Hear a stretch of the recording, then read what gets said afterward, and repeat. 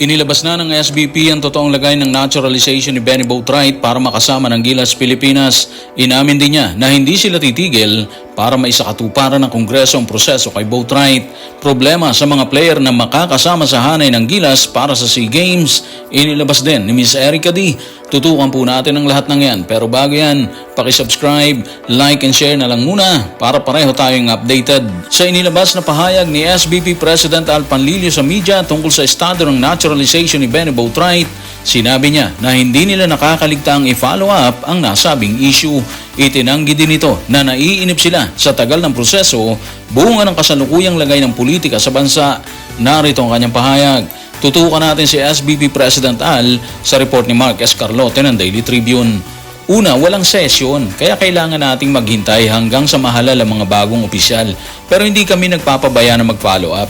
Pero ang problema, yung proseso na nangyayari ngayon, mahaba yung linya sa naturalization eh. Kung lalaktawan natin yung iba, magiging issue yan.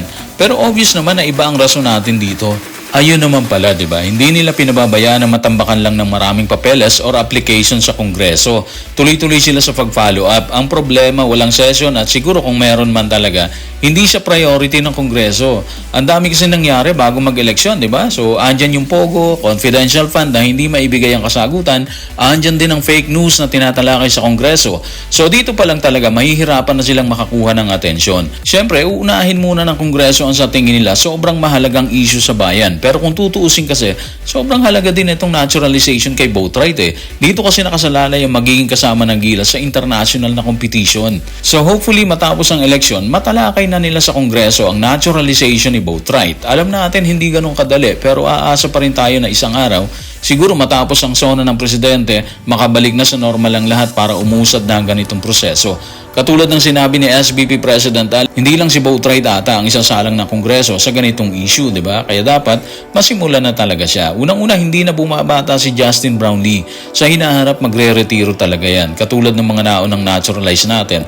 Pangalawa, kahit andyan si Brownlee, parang mas mabuti talaga kung meron tayong mas maraming reserba bukod kay Ange Kwame at Jordan Clarkson. Bunga ng walang kasiguruhang estado ni Benny Boatwright bilang naturalized player ng Gilas Pilipinas, halatang hindi na naiwasan ni SBP President Al na mag-alinlangan. Habang sa dulo ng kanyang pahayag, sinigurado niya na hindi sila titigil para kalampagin ng Kongreso tungkol sa nasabing issue.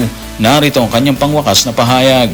Tutukan natin si SBP President Al sa report ni Mark Escarlote ng Daily Tribune.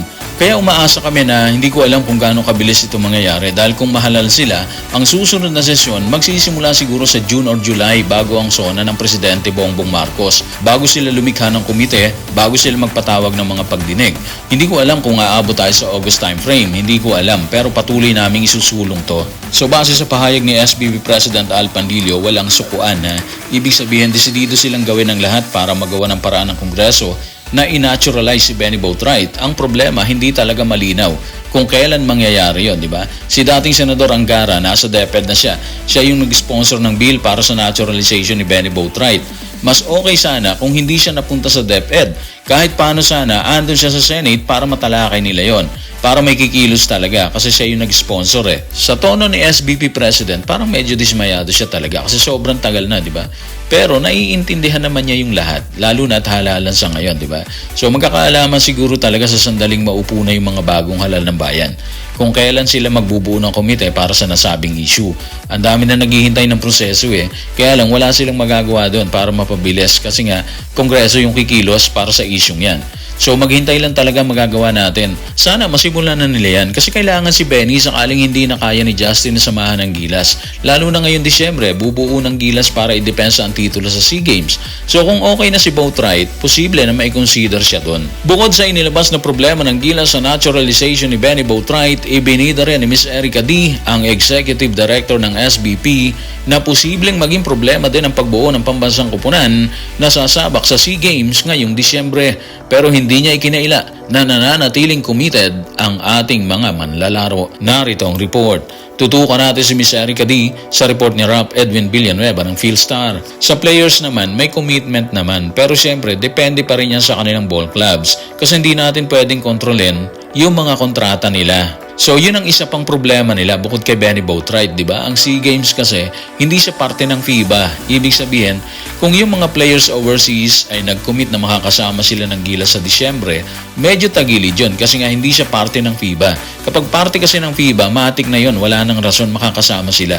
Papayagan talaga sila ng kanilang ball club. Kaya siguro tingin ni Miss Erica D, malaking challenge din ang availability ng players ngayong December para sumama sa Gilas Pilipinas dito sa SEA Games. Sa positibong pananaw naman natin sa mga ganitong issue, tingin naman natin magagawa ng paraan ng lahat ng yan. Kasi dati nangyari na eh. So bakit ngayon hindi, di ba? Magagawa ng paraan yan. And siguro kung hindi talaga pwede yung mga players natin overseas, hanap din sila ng ibang player na available at willing samahan ng ibang players dito sa atin para i-depensa ang titulo sa SEA Games na gaganapin sa Thailand. So guys, maraming salamat.